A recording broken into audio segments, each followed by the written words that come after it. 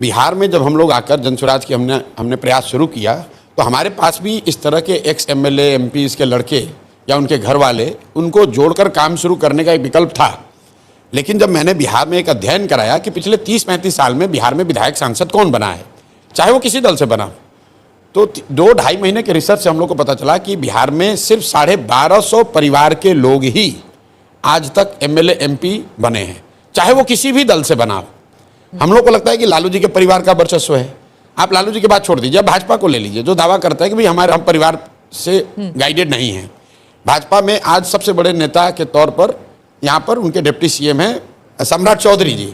सम्राट चौधरी जी के पिताजी शकुनी चौधरी।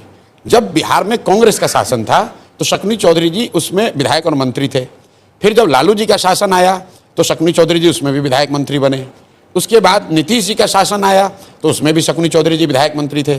फिर मांझी जी मुख्यमंत्री बने, उसमें भी शकुनी चौधरी विधायक मंत्री बने। और आज जब भाजपा का प्रभाव बढ़ा है तो उसमें भी उनको कोई दूसरा कुशवाहा नहीं मिला, उनको भी शकुनी चौधरी का लड़का ही मिला। ये बात मैं आपको एग्जाम्पल इसलिए दे रहा हूँ कि बिहार में आप जो कोई भी नेता बन रहा है वो किसी न किसी विधायक या सांसद का ही लड़का है। और उसकी वजह क्या है? क्योंकि एंट्री बैरियर इतना बड़ा बना दिया गया है कि भाई अगर आपकी जाति की संख्या नहीं है, आपके पास करोड़ों रुपए नहीं, आप बाहुबली नहीं हैं, आपका कोई गॉडफादर नहीं है, तो आप राजनीति में नहीं आ सकते हैं।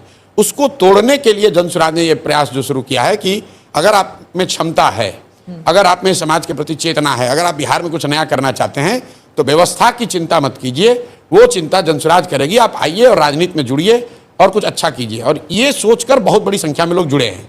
लेकिन वो चेहरे, अब विधायक का लड़का होता तो तुरंत मीडिया में खबर बनती, लेकिन वहाँ वो 3 बार का मुखिया है या 10 साल से वहाँ स्वयंसेवी संस्था चला रहा है या वहाँ पे स्कूल चला रहा है, तो वो मीडिया के लिए संख्या है, बहुत बड़ा उस चेहरा नहीं है।